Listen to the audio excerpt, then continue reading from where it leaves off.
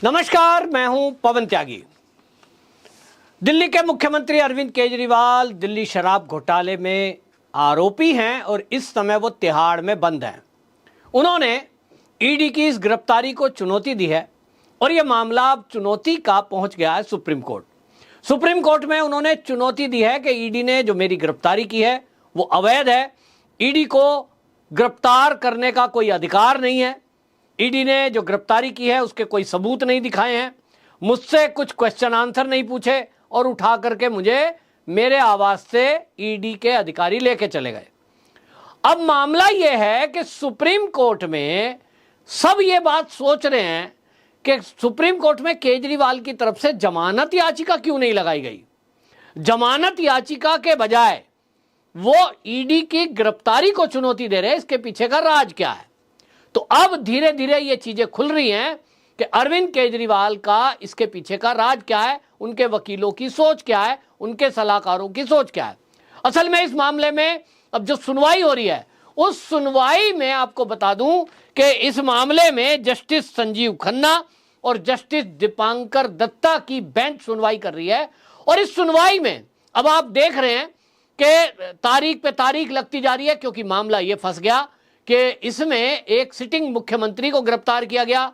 तो वो मांग कर रहे हैं कि हमें जेल से प्रचार की अनुमति मिले, कभी वो कह रहे हैं हमें जेल में फाइलें हस्ताक्षर करने का अनुमति मिल जाए क्योंकि हम मुख्यमंत्री हैं और हमें सिटिंग मुख्यमंत्री को गिरफ्तार कर लिया गया है।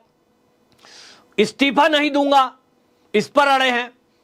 इस्तीफे को लेकर दिल्ली की हाई कोर्ट में एप्लीकेशन लगाई गई कि साहब इनका इस्तीफा दिलवाइए, तो कोर्ट ने कह दिया ये हमारा काम नहीं है, हम किसी मुख्यमंत्री को इस्तीफा देने के लिए नहीं कह सकते, ये इनके विवेक पर है। तो मामला फंस गया कि भाई इस्तीफे को आप कह नहीं सकते। एलजी भंग कर सकता है विधानसभा, उसकी पावर है, लेकिन फिर चुनावी माहौल है तो विक्टिम कार्ड वैसे ही खेल रहे हैं हर बात में। फिर ये चुनाव के माहौल में कहेंगे देखो जी एक चुनी हुई सरकार को गिरा दी। मोदी जी का भी रिपोर्ट कार्ड खराब होता है क्योंकि एक भी चुनी हुई सरकार उन्होंने नहीं गिरवाई, चाहे वो पश्चिम बंगाल हो चाहे वो पंजाब हो, कहीं भी हालात खराब हुए हैं उन्होंने उन हालातों को कंट्रोल करने का प्रयास किया है, ना कि सरकार गिराना। अब इस बात को भारतीय जनता पार्टी और मोदी समझ रहे हैं कि विक्टिम कार्ड खेलेंगे और इसीलिए शायद एलजी की तरफ से इस तरह की कोई कार्रवाई नहीं की गई। लेकिन मामला फंसा कि भाई अब क्या करें, इसमें करना तो है, क्योंकि अब ये चौड़े होकर के आम आदमी पार्टी के लोग क्या कह रहे हैं, अजी हमें तो अभी जमानत मिलने ही वाली है, अब ईडी की चुनौती अब अवैध घोषित हुई और केजरीवाल जेल से बाहर आए। लेकिन ऐसा हो नहीं रहा है क्योंकि कानून के जानकार सुप्रीम कोर्ट के जाने माने मेरे एक मित्र वकील हैं, वो ये बता रहे हैं कि इस मामले में अगर सुनवाई होगी तो मामला लंबा जाएगा। और लंबा इसलिए जाएगा कि अब इस बात पर बहस होगी कि क्या एक मुख्यमंत्री यदि किसी आरोप में आरोपी है और उसको जेल हो जाती है, ये पहला मामला ऐसा है कि मुख्यमंत्री है और बिना इस्तीफा दिए वो आरोपी हैं और वो न्यायिक हिरासत में हैं, तब ऐसे में आज तक कोई केस नहीं आया, ये पहला मामला है। अब इस मामले में फिर संविधान पीठ तय करेगी, कानून बनेगा। अब कानून बनाने के लिए संविधान पीठ होगी 5 जजों की, उसमें सीजेआई कोई उस पीठ का गठन करेंगे, बेंच का गठन करेंगे। अब उस पर फिर जब बहस चलेगी, कानून सारी चीजें देखते हुए, अब ये हो गया लंबा प्रोसेस। और मुझे लगता है कि अरविंद केजरीवाल इस बात को अच्छे से समझ रहे हैं कि चुनावी माहौल है। इस चुनावी माहौल में अगर वो जेल के अंदर बंद रहे तो जेल के अंदर बंद होने से उनको सहानुभूति ज्यादा मिलेगी, आंदोलन करने का मौका मिलेगा और वो ये कह पाएंगे मोदी डर गया और देखो तानाशाह, इन्होंने एक शब्द गढ़ा है ना तानाशाह। हालांकि ये तानाशाह शब्द का अर्थ अगर समझते होते तो इनको पता चलता कि मोदी अगर तानाशाह होते इंदिरा गांधी की तरह तो अभी तक मीडिया को बैन कर दिया जाता जो इनकी खबरें प्रसारित कर रहा है आम आदमी पार्टी वालों की। ऐसे पत्रकारों को उठाकर जेल में डाल दिया जाता जो मोदी को तानाशाह बोल रहे हैं और ऐसे हेडिंग छाप रहे हैं। ऐसे सभी चैनल और सोशल मीडिया प्लेटफॉर्म को बैन ब्लॉक करवा दिया जाता जिस पर मोदी को तानाशाह शब्द कहा जा रहा है, और ऐसे सभी लोगों को भी उठाकर जेल में डाल दिया जाता जैसा इंदिरा गांधी के समय में हजारों लोगों को डाला गया था। एक एक नेता को उठाकर जेल में डाल देते जैसा इंदिरा गांधी ने किया था। तो तानाशाह का अगर कहीं उदाहरण भारतीय राजनीति में मिलता है तो वो मिलता है इंदिरा गांधी से, लेकिन मोदी जी ने तो ऐसा नहीं किया। अब ये तानाशाह शब्द खेल रहे हैं, तो इस तानाशाह शब्द से ये अब मामला फंसा, तो कोर्ट अगर ये कह देगी कि मुख्यमंत्री अगर किसी मामले में आरोपी है तो जो ईडी का कानून कहता है वो कानून के तहत गिरफ्तारी हुई है और इसलिए गिरफ्तारी वैध है, अगर ऐसा फैसला आ जाता है, तब ये आम आदमी पार्टी का पूरा नैरेटिव जो है ये फेल हो जाएगा। लेकिन हम ये भी देख रहे हैं कि सुप्रीम कोर्ट इस मामले में किस तरह से ढीला ढवाली कर रहा है, यहां तक कि अब हद हो गई कि केजरीवाल की तरफ से यह एप्लीकेशन नहीं लगाई गई है कि हमें जमानत चाहिए। इसके बावजूद भी सुप्रीम कोर्ट बार बार कह रहा है, यानी जज साहब कह रहे हैं कि आपने जमानत याचिका क्यों नहीं लगाई। अब वो उसके कहने के बावजूद भी नहीं लगी, तो अब खुद क्या बोल रहे हैं। अब आपको बता दूं, जो इस पर सुनवाई हुई, जस्टिस संजीव खन्ना, जस्टिस दीपांकर दत्ता की बेंच जो सुनवाई कर रही थी, अभी उन्होंने क्या बोल दिया।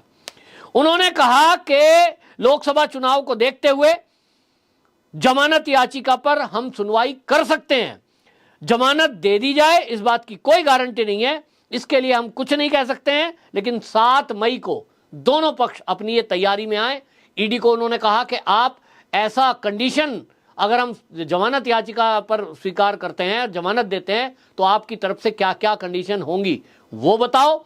और इधर जो है केजरीवाल जी के वकील अभिषेक मनु सिंघवी से कहा कि आप ये बताइए कि चुनाव कब है। उन्होंने तुरंत बता दिया, साहब 25 को है, 48 घंटे पहले प्रचार बंद हो जाएगा। यानी उनको ये कहना चाहते हैं कि भाई जल्दी छोड़ो, अगर प्रचार के मामले पे ही आप छोड़ कर रहे हो।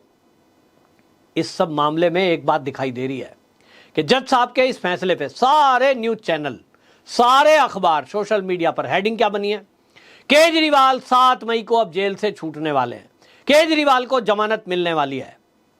तो भाई जमानत अगर केजरीवाल जी को इस आधार पर मिलने वाली है कि वो एक मुख्यमंत्री हैं और चुनाव आ रहे हैं, तब तो भाई एक बात सुनो, तो फिर मनीष सिसोदिया को क्यों जेल में रखा। मैं तो कहता हूं जज साहब को, उनको भी साथ के साथ छोड़ो, डिप्टी सीएम थे। फिर सत्येंद्र जैन को भी छोड़ो, वो भी एक मंत्री रहे। फिर ऐसे बहुत सारे लोग होंगे जो जेल की सलाखों के पीछे होंगे और कहीं ना कहीं किसी राजनीतिक दल से जुड़े हैं। किसी को गिरफ्तार क्यों करो, क्योंकि सबको चुनाव प्रचार करना है। और अभी तो आपको बता दूं कि हाईकोर्ट की टिप्पणी थी कि कल को अगर कोई जेल में बैठे खूंखार अपराधी अपना एक राजनीतिक संगठन बना लेते हैं और वो कहें जी हमें जेल से वीडियो कॉन्फ्रेंसिंग के जरिए चुनाव प्रचार का अनुमति दी जाए, तो क्या हम ये उन खूंखार अपराधियों को भी अनुमति दे देंगे। यह सवाल दिल्ली की हाईकोर्ट ने उठाया, लेकिन सुप्रीम कोर्ट इस मामले पर मौन है और वो अनुमति देने के विचार विमर्श में लगे हैं। उनको क्या सिंपैथी है भाई अरविंद केजरीवाल से, उनको क्या लगाव है।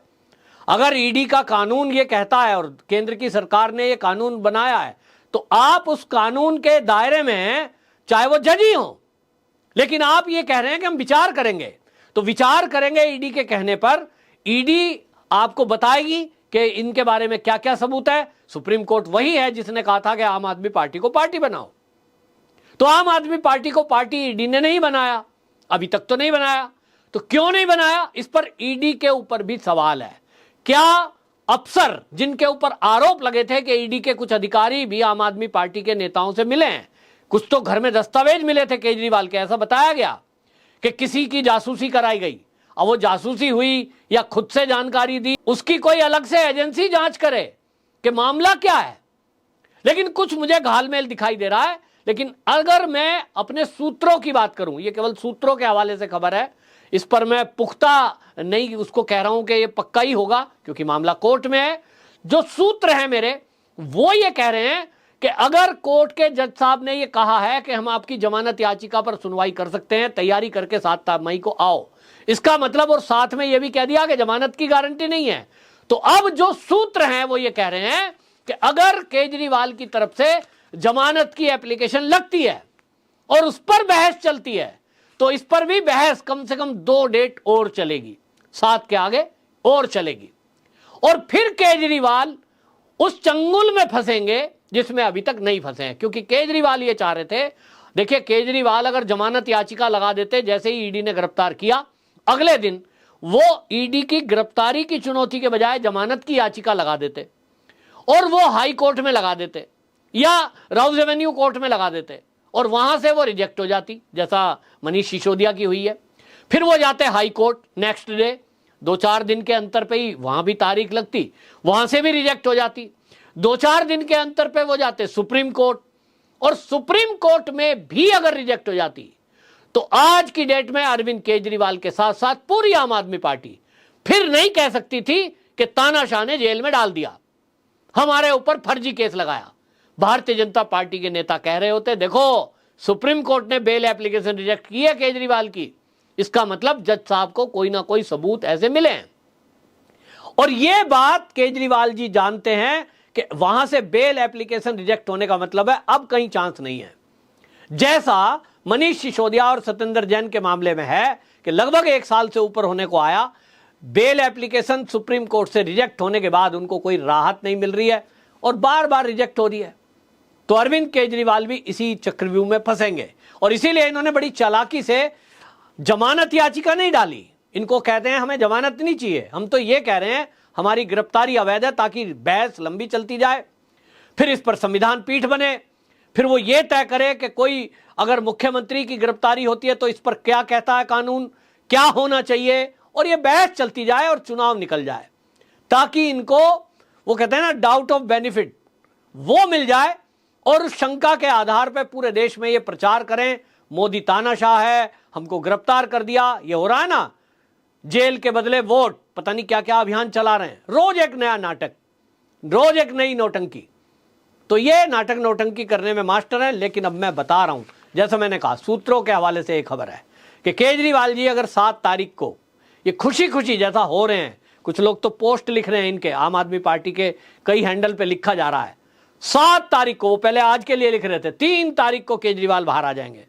यहां तक कि सोमनाथ भारती वकील है, उन्होंने लिख दिया एक्स पर, वो कल जो है केजरीवाल जी जेल से बाहर आ जाएंगे। मैंने उसके नीचे कमेंट लिख दिया था, मैंने कहा भाई मैं कानून का जानकार नहीं हूं, लेकिन क्या आप जज साहब के मन की दशा को पढ़कर एक दिन पहले ये घोषणा कर सकते हैं कि कल जज साहब ये लिख ही देंगे कि बाइज्जत बरी? और अगर आप नहीं कर सकते तो मैंने नीचे कमेंट मजाक किया उनका, मैं भी कह रहा हूं कल वो नहीं छूटेंगे और 1 साल तक नहीं छूटेंगे। हुआ तो वही है कि केजरीवाल जी को 3 मई को कोई राहत नहीं मिली है। अब 7 मई के लिए भी देखना, आम आदमी पार्टी वाले ऐसे ही माहौल बनाएंगे, बस छूटने ही वाले हैं। मैं फिर से कह रहा हूं कि भाई मेरे को ऐसा नहीं है कि मैं बहुत ज़्यादा कोई जानकारी रखता हूं, कि जो कानून के जानकार हैं उनके अनुसार 7 तारीख में भी अरविंद केजरीवाल बाहर नहीं आने हैं, क्योंकि ईडी जो दलीलें रखेगी और जो सबूत रखेगी जो अभी तक सुप्रीम कोर्ट के सामने नहीं रखे गए, क्योंकि जमानत पर बात ही नहीं हुई। अभी तो आप ईडी को अवैध बता रहे थे, जब आपने अब ईडी को कह दिया जज साहब ने कि आप अपनी तैयारी करके आओ, हम जमानत पर बात करेंगे, तब ईडी इसका विरोध करेगी और विरोध के लिए उसके पास सबूत हैं। सबूत अभी तक मनीष सिसोदिया के खिलाफ तो थे जो सुप्रीम कोर्ट में रखे। अब यह देखना है क्या केजरीवाल के खिलाफ भी ऐसे कुछ सबूत ईडी के पास हैं जो वो सुप्रीम कोर्ट में रखेंगे और सुप्रीम कोर्ट उसके आधार पर फिर तय करेगी जमानत दी जाए या नहीं। कानून के जानकार कहते हैं कि मनीष सिसोदिया के केस को देखते हुए अगर कहें तो केजरीवाल जी को भी जमानत नहीं मिलेगी। चुनाव कोई आधार नहीं हो सकता। यदि कोई अपराधी है तो वो अपराधी है, यदि कोई एजेंसी उनसे पूछताछ करना चाहती है तो चुनाव के आधार पर किसी व्यक्ति को इसलिए छूट नहीं दी जा सकती कि भैया चुनाव है आपको प्रचार के लिए छूट दे देंगे। फिर तो ये राजनीतिक दलों के लिए अलग कानून हो गया, हमारे देश का एक संविधान अलग हो गया और आम आदमी के लिए अलग हो गया। तो राजनीतिक दलों को ये छूट क्यों? फिर तो एक नौकरी वाला कोई कहेगा कि भैया मुझे जो है रिटायरमेंट तक नौकरी के आप नौकरी करने दो, उसके बाद केस कर लेना, मुझे तब तक जमानत दे दो।